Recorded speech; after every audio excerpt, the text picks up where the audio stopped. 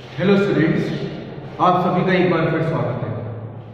आज देखिए मैं शुरुआत कर रहा हूँ चैप्टर 12 यानी कि बेसिक प्रोग्रामिंग चैप्टर है, उसकी विविध प्रश्नावली। इसमें देखिए काफी अच्छे क्वेश्चंस भी होंगे, पूरे चैप्टर का रिवीजन भी होता है। तो चलिए इसका जो पहला क्वेश्चन है वो स्टार्ट करते हैं पढ़ना। अब देखिए जो इनका पहला क्वेश्चन है, इन्होंने लिखा उदाहरण 9 पर ध्यान दीजिए। आहार में विटामिन ए की मात्रा का अधिकतमीकरण करने के लिए प्रत्येक भोजन के कितने पैकेटों का उपयोग करना चाहिए। इसका मतलब अब मुझे देखिए उदाहरण 9 ही देखना पड़ेगा। भले ही इन्होंने देखिए सॉल्व कर रखा है, लेकिन मैं आपको फिर भी पूरा करके दिखा रहा हूं। एक आहार में 2 भोज्यों पी और क्यू का उपयोग करते हुए एक विशेष आहार तैयार करता है। भोज्य पी का प्रत्येक पैकेट जो कि 30 ग्राम का है, उसमें कैल्शियम, लौह तत्व, कोलेस्ट्रॉल और विटामिन ए वो सब इंग्रेडिएंट्स आपको दिए गए हैं। और उसी मात्रा के यानी कि 30 ग्राम का जो पैकेट है वो भोज्य क्यू का है, उसमें कैल्शियम, लौह तत्व, कोलेस्ट्रॉल और विटामिन इसके भी मात्रा के भी दिए गए हैं। आहार में कम से कम कैल्शियम इतना, लौह तत्व और कोलेस्ट्रॉल ये अधिक से अधिक इतनी मात्रा अपेक्षित है। चलिए ये भी दी गई है।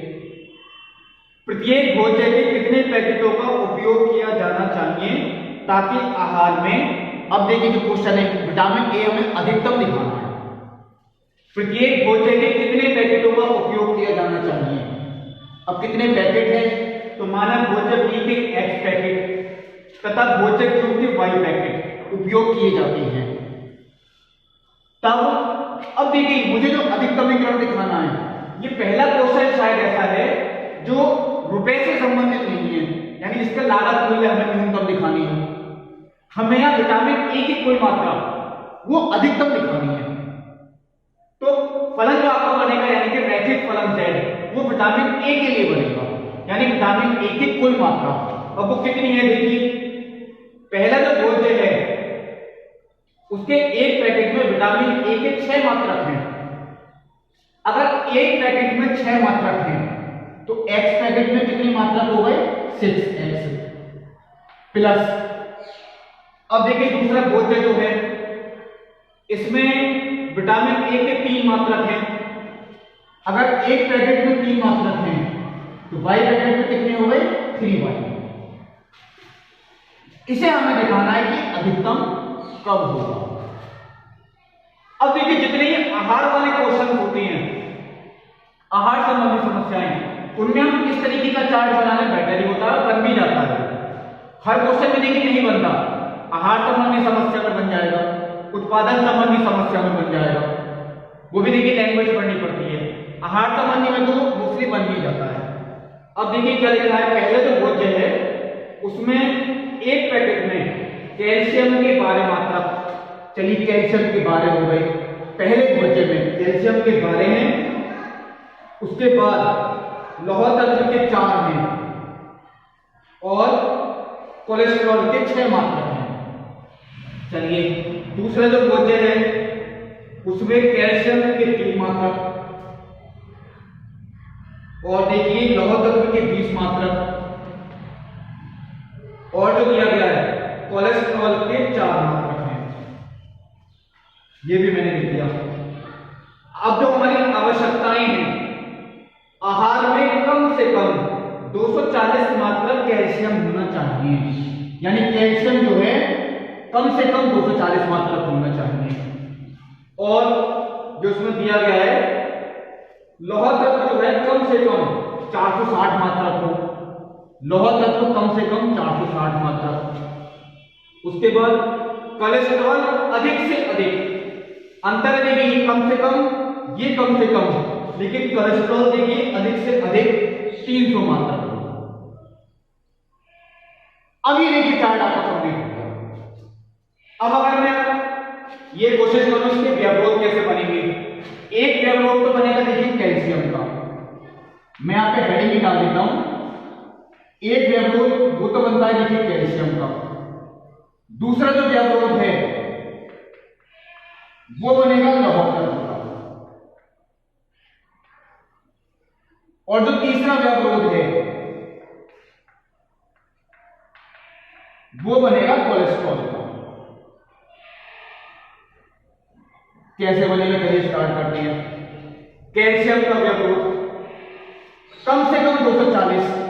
अब देखिए इसके एक पैकेट में 12 मात्रक कैल्शियम है और इसके हैं कितने, एक्स पैकेट। एक पैकेट में 12 मात्रक, एक्स पैकेट में कितना हो गया, 12x प्लस। अब कैल्शियम है तो देखिए इसी तरीके से हम चलेंगे। इसके एक पैकेट में 3 मात्रक और है कितने पैकेट इसके, y। एक में 3 मात्रक तो y पैकेट में 3y। रिक्वायरमेंट कितनी, 240। बीच वाला चल मैंने छोड़ दिया। चलिए दूसरा देखिए, चलना इसी तरीके से है। एक पैकेट में 4 मात्रक तो x पैकेट में कितना हो गया, 4x प्लस एक पैकेट में 20 मात्रक तो y पैकेट में 20y और रिक्वायरमेंट कितनी है, 460। तीसरा एक पैकेट में 6 मात्रक, x पैकेट में 6x प्लस एक पैकेट में 4 मात्रक, y पैकेट में 4y। रिक्वायरमेंट कितनी है, 300। चलिए अब आप कम से कम 240 मात्रक, कम से कम का मतलब 240 हो या उससे ज्यादा हो, कम नहीं होना चाहिए, यानी कि ग्रेटर देन और इक्वल टू। 240 भी हो सकते हैं, उससे ज्यादा भी हो सकते हैं। कम से कम 460 मात्रक, यानी 460 भी हो सकती है, उससे ज्यादा भी हो सकती है। अधिक से अधिक 300 मात्रक, ज्यादा से ज्यादा 300 हो, 300 से ज्यादा नहीं है, 300 से कम हो सकती है, यानी कि 300 से कम हो सकती हैं, 300 भी हो सकती हैं। तीसरा व्यवरोध, और ये व्यवरोध तो देखिए हमें दिखाने नहीं पड़ते हैं, क्योंकि ये जो मात्राएं होती हैं x और y, ये कभी नेगेटिव हो ही नहीं सकती हैं। ये सारे व्यवरोध हैं जिन्हें हमें कंप्लीट करते हुए, इनके समीकरण बनाते हुए दिखाना है कि कब विटामिन ए की जो मात्रा है वो अधिकतम होगी। अब देखिए इसे, चलिए मैंने आपको पहले भी बताई बात, कोई समीकरण अगर किसी संख्या से भाग हो सकती है तो हम उसे भाग भी करके दिखा दें। ये देखिए 3 से पूरी कैंसिल हो जाएगी, 3 से कैंसिल करता हूं तो 4x plus y equal to 80। ये देखिए 4 से कैंसिल हो जाएगी, x plus 5y equal to 150 और ये कैंसिल हो जाएगी 2 से, 3x plus 2y equal to 150। ये 3 से कैंसिल हो गई, ये 4 से कैंसिल हुई और ये 2 से कैंसिल हो गई। अब देखिए हर व्यवरोध एक सरल रेखा होती है, ये बात आप हमेशा ध्यान रखें। तो उसका जब हम ग्राफ बनाएंगे, आपको x और y के मान, यानी कि 2 बिंदु हमें ऐसे चाहिए जो सरल रेखा कंप्लीट कर दें। ये बात आप ध्यान रखें, जितने भी व्यवरोध होंगे, जितने भी क्वेश्चन आप करेंगे, सारे व्यवरोध वो सरल रेखाएं ही होंगी। ये x और ये y, ये भी व्यवरोध आपका, और जो भी व्यवरोध हमें सरल रेखा के रूप में ही दिखाना है, तो आप कोशिश ये करें, मैंने हर क्वेश्चन में बात बताई है, एक बार x का मान 0 रखना है, एक बार y का मान 0 रखना है। यानी एक बिंदु हम y अक्ष पर निकालेंगे और एक बिंदु कौन से अक्ष पर निकालेंगे, x अक्ष पर। अगर x का मान 0 रखते हैं, y का मान 80 और y का मान 0 रखते हैं, x का मान 20। x का मान 0 रखा, y का मान 23 और y का मान 0 रखा, x का मान 115। x का मान 0 रखा, y का मान 75 और y का मान 0 रखा तो x का मान 50। अब देखिए संख्या हमें इस हिसाब से लेनी है कि ग्राफ हमारा कंप्लीट हो जाए, ना ज्यादा छोटा बने ना ज्यादा बड़ा बने। अब देखिए यहाँ 115 तक आ रहा है x अक्ष पर और y अक्ष पर आ रहा है 80 तक। तो चलिए मैं एक काम करता हूं, मैं 20-20 के डिफरेंस पे लेता हूं। आप लोग कोशिश करें तो 10 का डिफरेंस भी ले सकते हैं, ग्राफ पेपर अगर बड़ा है आप लोग 10 का डिफरेंस भी ले लें। 20, 40, 60, 80, 100, 120। 20, 40, 60, 80, 100, 120। अब देखिए आप कोशिश ये करें एक बार में एक ही रेखा का ग्राफ बनाएं, सारी रेखाओं के बिंदु एक साथ ग्राफ पे ना दिखाएं, एक एक करके दिखाएं। जैसे कि पहला बिंदु 0,80 बाई एक्स पर 0,80 को देखिए ये हो गया, और दूसरा क्या है 20,0 हो गया। इन दोनों को मैंने मिलाया, ये आपकी पहला बिंदु हुआ 4x + y = 80। मैं चलिए ये यहां लिख देता हूं 4x + y = 80। देखिए प्रतिच्छेद बिंदु निकालने के लिए इसलिए लिखना पड़ता है। अगर दो रेखाएं हैं तो चलिए कोई जरूरत नहीं है लिखने की। अब यहां पर तीन रेखाएं बनेंगी, इसलिए लिखना पड़ेगा पहली 4x + y = 80। अब देखिए दूसरा बिंदु 0,23, देखिए 20 ये 30 होगा तो 23 करीब यही होगा, मैंने 0,23 यही लिखा है।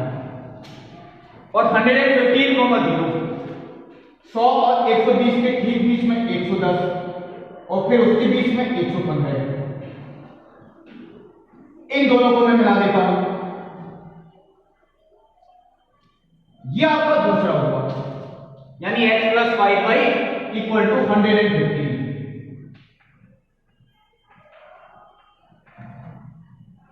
अब देखिए तीसरी बची 0,75। 75 देखिए 70 ये है, 75 देखिए यहां होगा, यानी 80 से नीचे 75। और 50,0 50 देखिए ठीक बीच में होगा। 40 और 60 के आप लोग 10 का डिफरेंस लेंगे और आसानी नहीं होगी, ग्राफ भी और ज्यादा बड़ा ही बनेगा। कोशिश ये करें ना ज्यादा छोटा बने ग्राफ, ना ज्यादा बड़ा बने।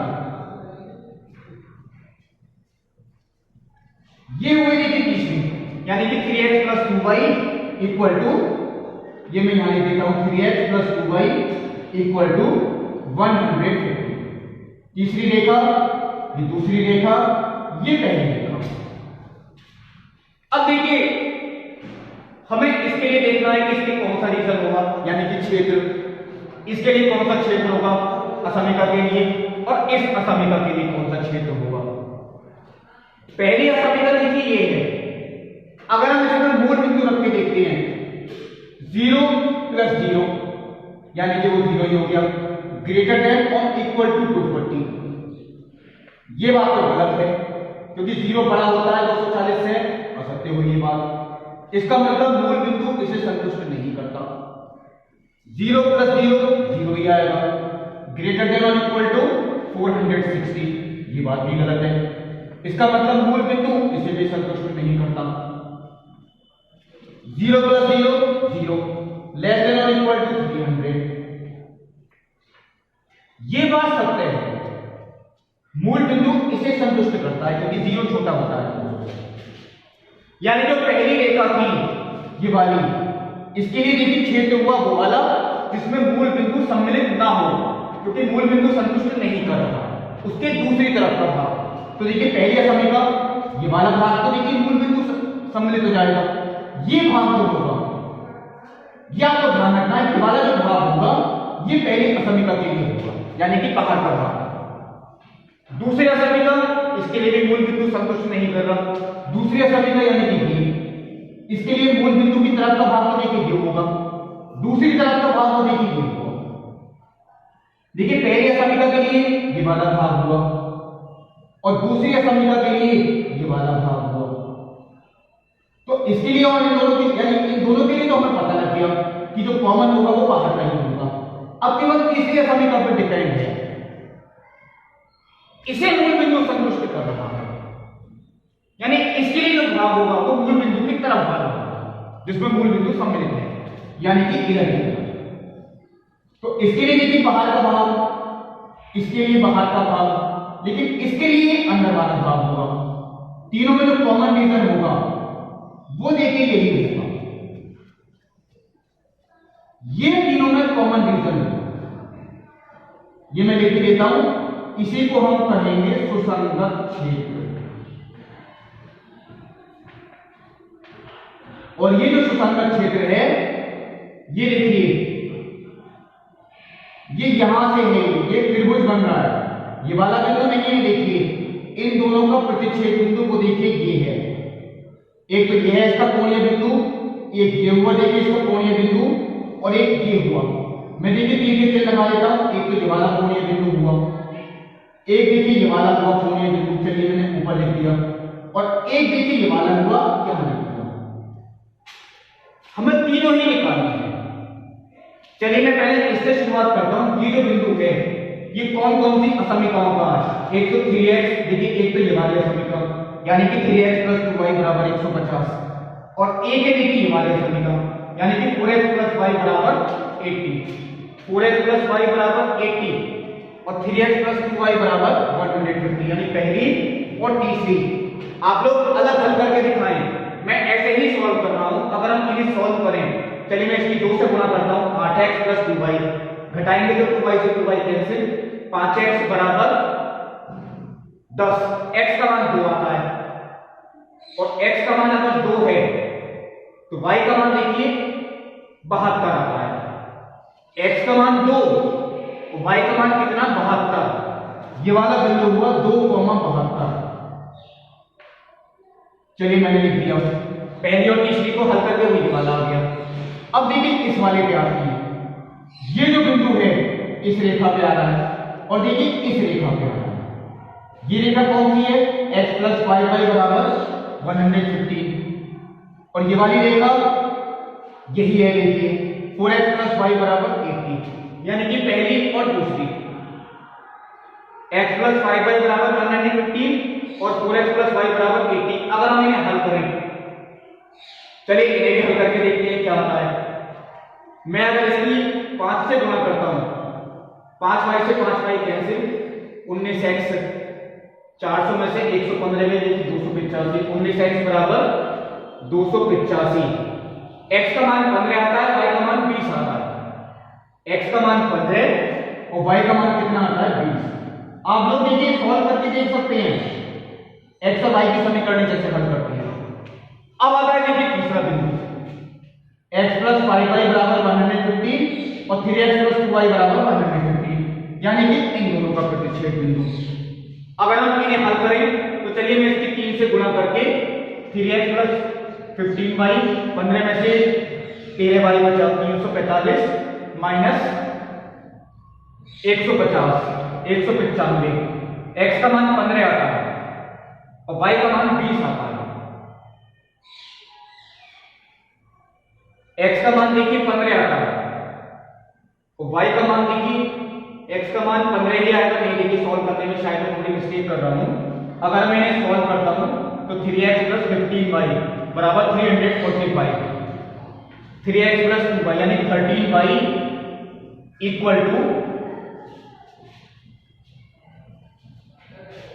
195, यानी x का मान देखिए 15 ही आ रहा है वैसे तो।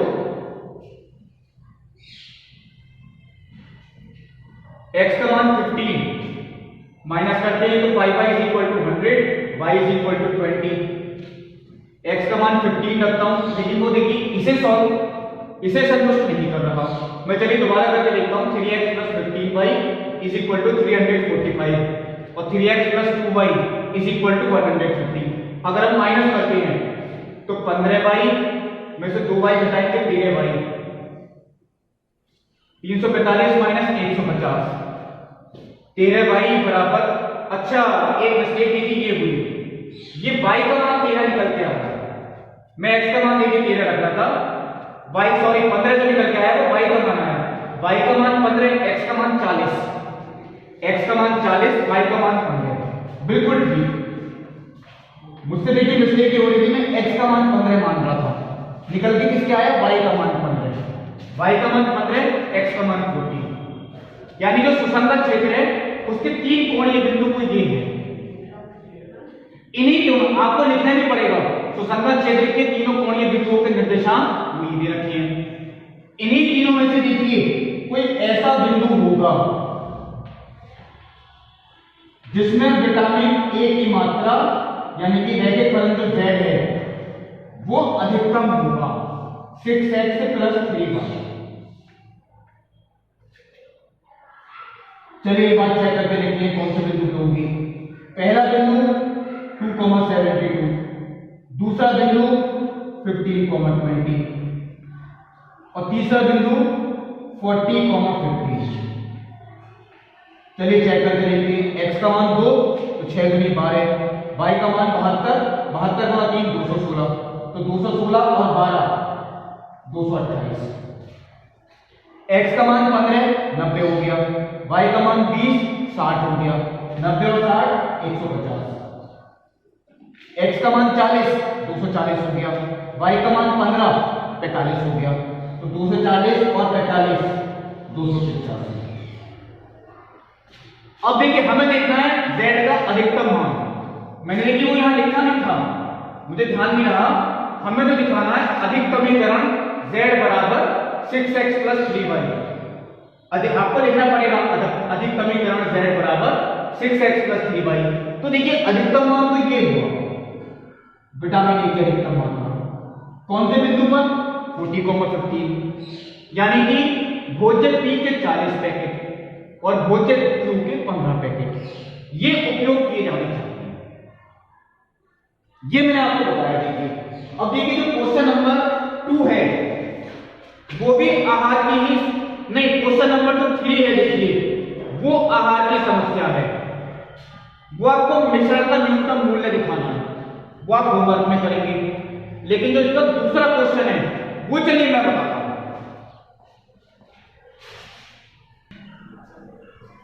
एक किसान 2 प्रकार के चारे P और Q को मिलाता है। P प्रकार के चारे जिसका मूल्य 250 रुपए प्रति थैला। अब उसका मतलब देखिए क्वेश्चन मूल्य से ही संबंधित है, तो मूल्य शायद हमें न्यूनतम दिखाना होगा। जबकि जिसमें पोषक तत्व A, B, C के इतने मात्रक हैं, और जो दूसरा Q प्रकार का चारा है उसका मूल्य 200 रुपए प्रति थैला है, जिसमें पोषक तत्व A, B, C के इतने मात्रक हैं। पोषक तत्वों ABC की न्यूनतम आवश्यकताएं देखिए आपको दी हुई हैं। प्रत्येक प्रकार के थैलों की संख्या ज्ञात कीजिए ताकि मिश्रण के प्रत्येक थैले का मूल्य न्यूनतम हो। अब देखिए प्रत्येक प्रकार के थैलों की संख्या हमें बतानी है, तो ये बात तो देखिए शुरू में लिखनी पड़ेगी। माना चारे P के X थैले और चारे Q के Y थैले उपयोग में लाए जाते हैं, यानी इनका मिश्रण तैयार किया जाता है। तो जो नया मिश्रण बनेगा उसके प्रत्येक थैले का जो मूल्य होगा वो हमें दिखाना है कि न्यूनतम कितना होगा, यानी कि इनका जो मूल्य है उसका जो फलन बनेगा वही होगा रैखिक फलन। पहले थैले का देखिए मूल्य कितना है 250 रुपए, एक थैले का 250 है, x थैले का कितना हो गया 250x प्लस इसके एक थैले का जो मूल्य है वो 200 रुपए है, तो y थैलों का कितना हो गया 200y। ये इनके मूल्य जो है ये हमें न्यूनतम दिखाना है। अब देखिए इसमें कितने कितने पोषक तत्व हैं, चलिए पहले शुरुआत करते हैं। चारा जो P है जिसका थैला वो शुरुआत में रखा है, इसमें पोषक तत्व A के 3 मात्रक, पोषक तत्व B के 2.5 मात्रक और पोषक तत्व C के 2 मात्रक हैं। जबकि दूसरा चारा देखिए जो Q है जिसका मूल्य 200 रुपए प्रति थैला है, उसमें पोषक तत्व A के 1.5 मात्रक, पोषक तत्व B के 11.25 मात्रक और पोषक तत्व C के 3 मात्रक हैं। अब जो देखिए इनकी आवश्यकताएं हैं, न्यूनतम आवश्यकताएं, वो देखिए तत्व A की है 18 मात्रक, तत्व B की जो न्यूनतम आवश्यकता है वो है 45 मात्रक और तत्व C की जो न्यूनतम आवश्यकता है वो है 24 मात्रक। यहां देखिए पॉइंट में भी आ गया, इसलिए मुझे आपको ये कराना पड़ेगा। अब देखिए जो इनकी व्यवरोध बनेंगे, एक तो बनेगा तत्व A के लिए, एक बनेगा तत्व B के लिए और एक बनेगा तत्व C के लिए, और ये हमें दिखाना है इसका न्यूनतमीकरण।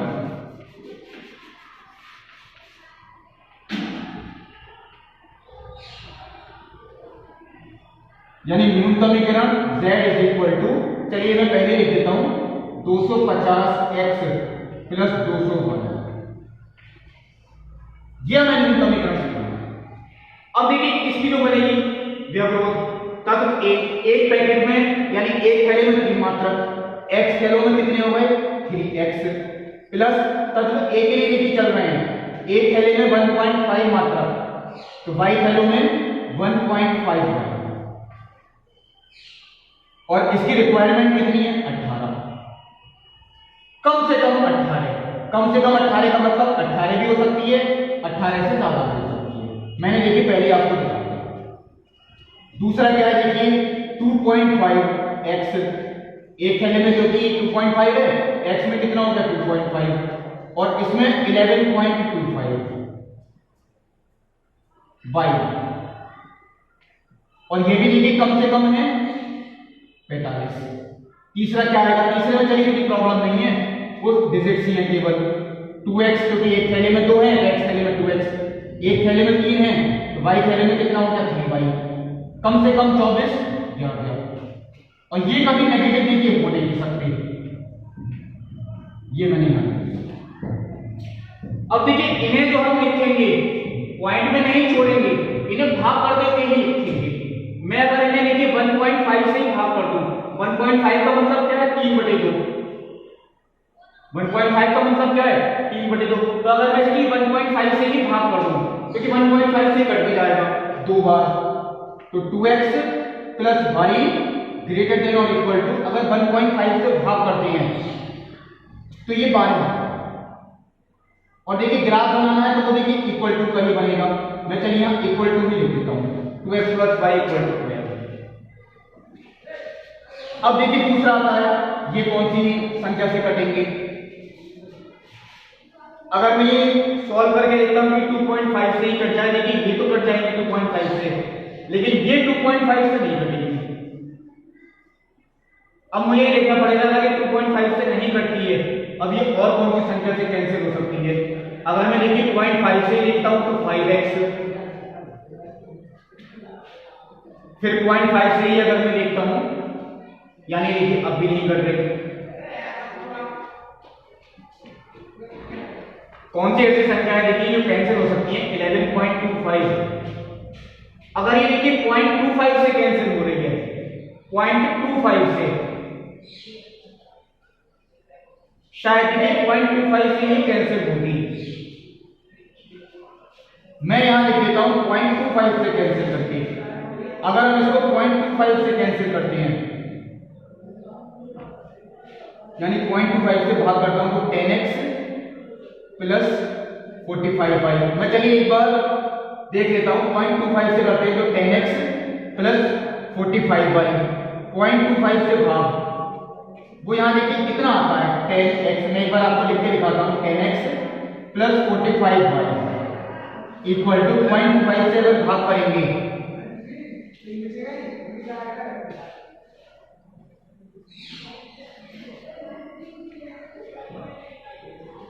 ये आता है देखिए, लेकिन फिर ये कैंसिल हो रही है, 0.25 से भी भाग करने के बाद फिर ये देखिए कैंसिल हो रही है, 2x plus 9y equal to, मैं 5 का कैंसिल करता हूं तो 2x plus 9y equal to 36। तो मैं यहां पे देखिए समीकरण आपके लिखूंगा, वो फिर 5 से भाग करके लिखूंगा, यानी किसी और संख्या से ये कैंसिल हो रही होगी। ये देखिए मैं यहां लिख देता हूं 2x plus 9y equal to 36,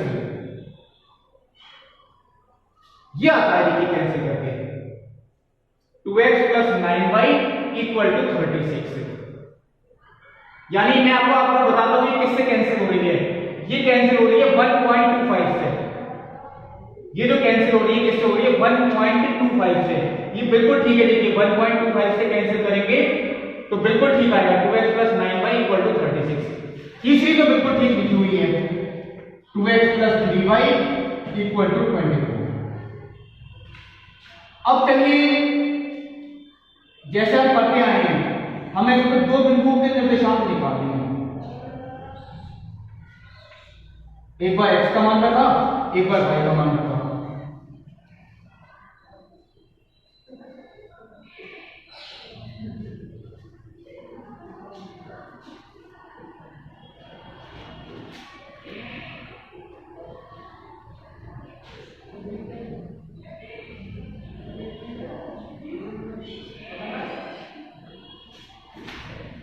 x का मान 0, y का मान 0।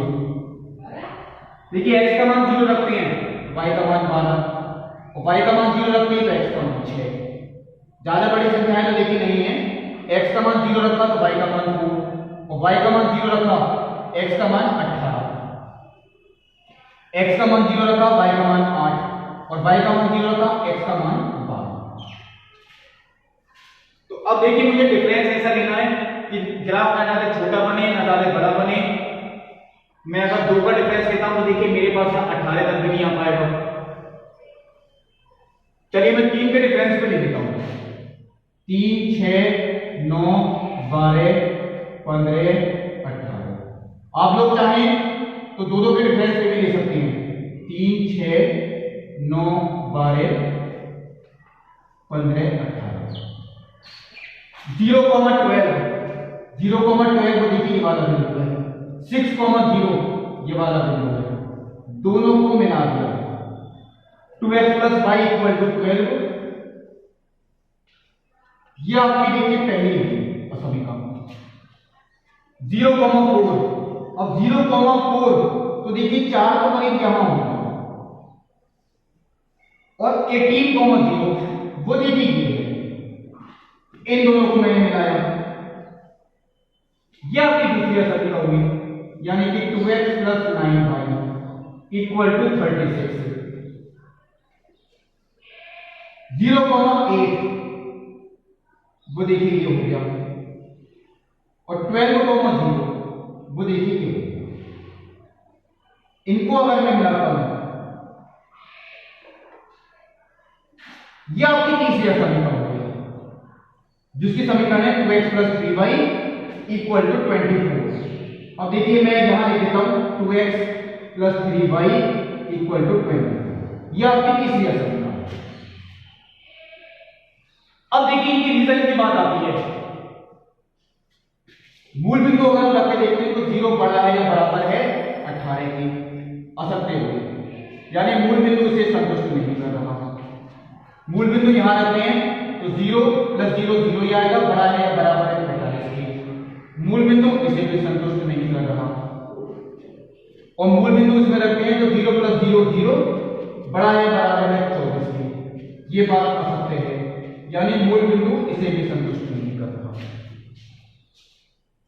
मूल बिंदु देखिए किसी को संतुष्ट नहीं कर रहा, तो यानी देखिए ये वाली असमीका की पहली वाली इसके लिए बाहर का भाग होगा, दूसरी जो असमीका है इसके लिए भी बाहर का भाग होगा और जो ये तीसरी असमीका थी इसके लिए भी बाहर का भाग होगा। तो सब अगर देखिए बाहर का ही भाग है तो सबसे बाहर का भाग तो देखिए ये वाला होता है, ये मैंने इस तरीके से दिखाया, जो सबसे बाहर का भाग होगा, क्योंकि तीनों के लिए देखिए वही क्षेत्र है जिसमें मूल बिंदु सम्मिलित नहीं है, यानी मूल बिंदु के दूसरी तरफ का भाग, ये आपका सुसंगत क्षेत्र होगा।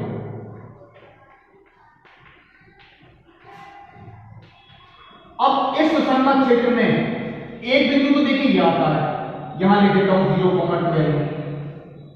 एक बिंदु देखिए ये आता है 18,0। दो बिंदु देखिए आपको ये वाले बचे, एक तो ये वाला बिंदु बचा और एक ये वाला बिंदु बचा, यानी कि एक हमें ये लेना है और एक हमें ये लेना है। अब ये बिंदु है, ये बिंदु देखिए किन का प्रतिच्छेद बिंदु है, 2x + y = 12 और 2x + 3y = 24, यानी कि पहली और तीसरी। अब मैं अगर सीधे ही माइनस करता हूं तो 2x से 2x कटेगा तो 2y = 12, तो y = 6, y का मान 6 आ रहा है, x का मान 3 आ रहा है, x का मान 3, y का मान 6, यानी कि 3,6।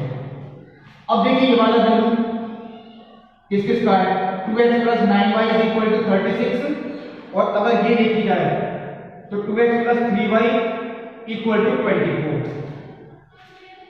यानी कि इन दोनों का प्रतिच्छेद बिंदु। अगर हम सीधा माइनस करते हैं तो 6y = 12, y का मान 2 आता है और y का मान अगर 2 आ रहा है तो x का मान 9 आता है, 9,2। देखिए ठीक है, बिल्कुल 9 के ऊपर ही आएगा। तो सुसंगत क्षेत्र के चारों कोणीय बिंदु वो हमने लिख लिए। अब इन्हीं चारों बिंदुओं में से देखिए कोई बिंदु ऐसा होगा जिसपे आपका z का मान यानी रैखिक फलन 250 x प्लस 200 y ये न्यूनतम होगा। चलिए चेक करते हैं ऐसे कौन से बिंदु हैं। 0,12 3,6 9,2 18,0 0,12 x का मान 0 y का मान 12 फिर 2400 3,6 x का मान 3 750 y का मान 6 1200 1200 और 750 1950 रुपए। 9,2 250 गुणा 9 2250 और 400 2650 रुपए। 18,0 18 गुणा 250 4500 y का मान 0 4500। इसका मतलब क्या हुआ, जो न्यूनतम मूल्य हुआ वो हुआ देखिए ये 1950 रुपए। कौन से बिंदु पर 3,6 यानी कि 4 पी के 3 थैले और 4 क्यू के 6 थैले उपयोग में लाए जाते हैं। ये हुआ देखिए दूसरा क्वेश्चन। तीसरा मैंने आपको होमवर्क में दिया है। अब देखिए चौथे क्वेश्चन का चार्ट भी आपका बना हुआ है। 2 प्रकार के खिलौने बनाता है उसका आपका चार्ट भी बना हुआ है। 3 प्रकार की मशीनें हैं। या होमवर्क में ही करेंगे। आपको जो मैं अपना क्वेश्चन बताऊंगा वो देखिए क्वेश्चन नंबर 5 बहुत इंपॉर्टेंट है वो।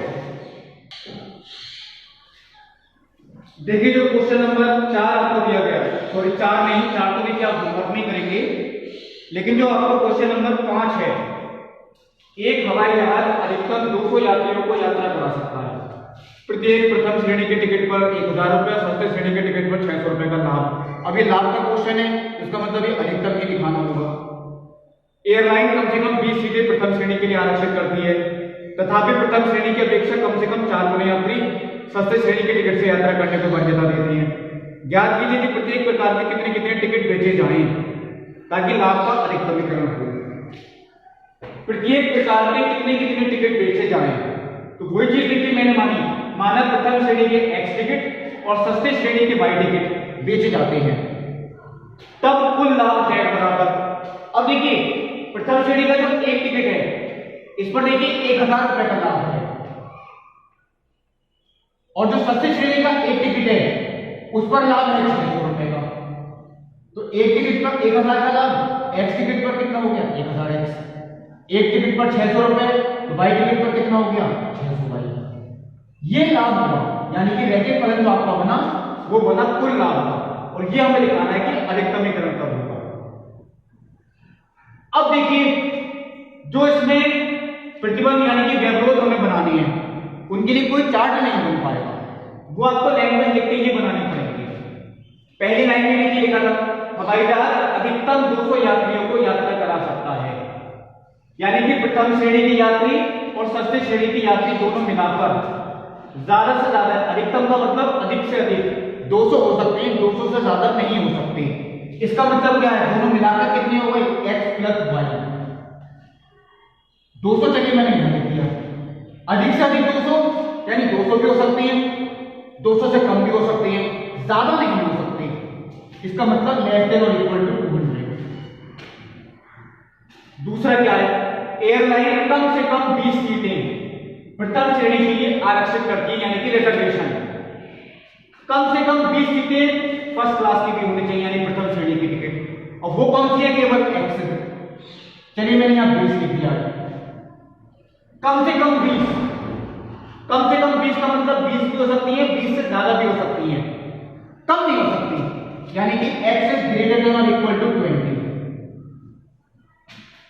अब आता है तीसरा प्रतिबंध, प्रथम श्रेणी की अपेक्षा कम से कम 4 गुने यात्री सस्ते श्रेणी को वरीयता देते हैं, यानी सस्ते श्रेणी की यात्रियों की संख्या है वो कम से कम 4 गुनी होगी। किससे, प्रथम श्रेणी से, क्योंकि उनका टिकट देखिए महंगा होता है, सस्ते श्रेणी का टिकट सस्ता होता है। इसका मतलब क्या है, सस्ते श्रेणी की यात्रियों की संख्या वो भी ज्यादा ही होगी, तो सस्ते श्रेणी की जो यात्रियों की संख्या है वो कम से कम 4 गुनी होगी प्रथम श्रेणी की अपेक्षा। सस्ते श्रेणी की यात्री देखिए कौन सी हैं, वाई टिकट।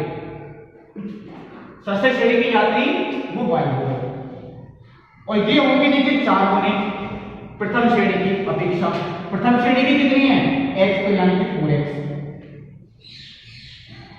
सस्ते श्रेणी के यात्री कम से कम 4 गुने होंगे। कम से कम 4 गुने का मतलब 4 गुने भी हो सकती हैं, उससे ज्यादा भी हो सकती हैं, उससे कम नहीं होनी चाहिए। ये हो गया आपके तीनों के अवरोध, और ये हमें दिखाना है देखिए अधिकतमीकरण कब होगा। अब देखिए अधिकतमीकरण दिखाना है, चलिए मैं यहां लिख देता हूं अधिकतमीकरण। चाहे तो आप एक बार सारे व्यवरोध को दोबारा लिख सकते हैं। अधिकतमीकरण z इक्वल टू 1000x प्लस 600y। और 2 व्यवरोध आपके ऐसे होते हैं जो ये आपको हर क्वेश्चन में लिखनी ही पड़ेगी। अब देखिए x प्लस वाई बराबर 200, चलिए मैंने यहां लिख दिया।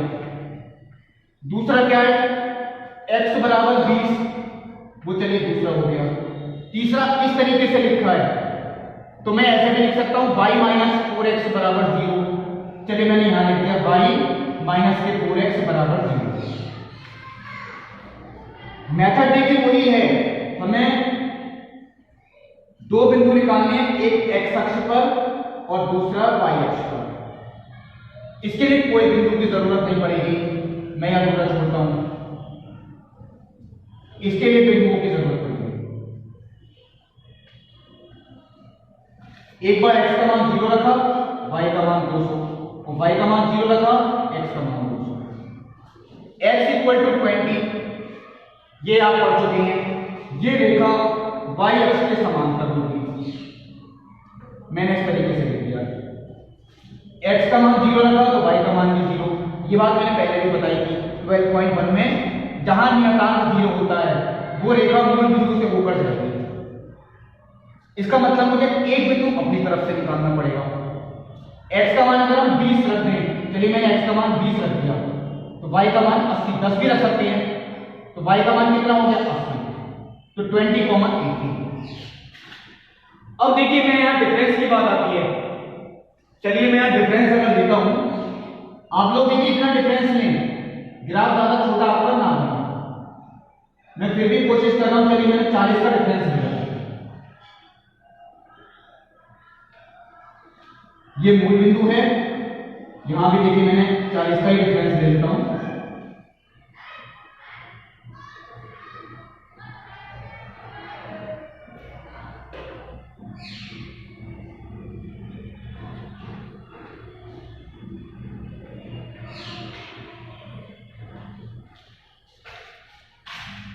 जीरो कॉमा 200, वो देखिए ये वाला बिंदु होगा, और 200,0 वो देखिए ये वाला होगा।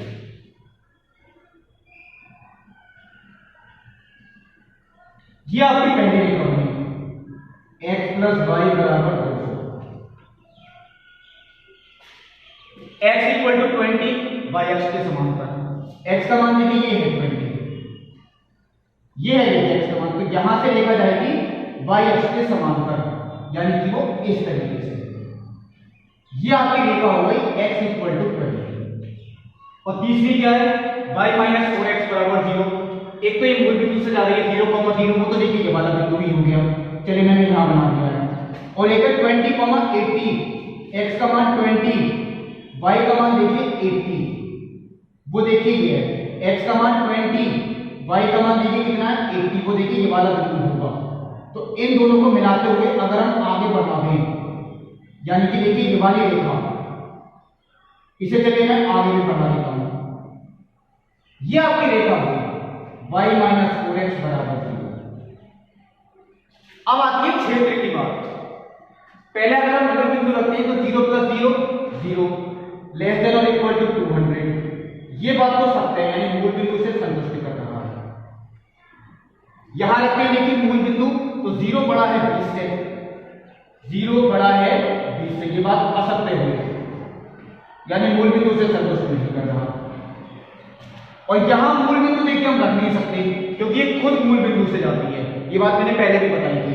कोई रेखा मूल बिंदु से जाती है तो हम इसमें मूल बिंदु रख के नहीं देखेंगे, कोई और बिंदु रख के देखते हैं, जैसे कि 40,0 या 0,40। चलिए मैं 0,40 रख के देखता हूं, मैं 0,40 रख के देखता हूं। अगर हम 0,40 रखते हैं, मैं यहां लिख देता हूं 0,40 रखने पर इसी से देखिए क्लियर हो जाएगी बात, यानी x का मान 0 रखना है और y का मान कितना रखना है 40। तो 40 बड़ा है 0 से, ये बात तो सत्य है। इसका मतलब ये बिंदु संतुष्ट कर रहा है। तो पहले देखिए इसके लिए देखते हैं, इसे मूल बिंदु संतुष्ट कर रहा है, इसके लिए नीचे का भाग हो गया, इसे नहीं कर रहा, यानी इस रेखा के लिए इधर का भाग हो गया, इसके लिए नीचे का, इसके लिए इधर का भाग हुआ। अब आता है ये वाला, ये बिंदु संतुष्ट कर रहा है, यानी इसके लिए इधर का भाग हुआ। तो इसके लिए देखिए नीचे का, इसके लिए इधर का भाग और इसके लिए ऊपर का। एक ही जो त्रिभुज बना आपका,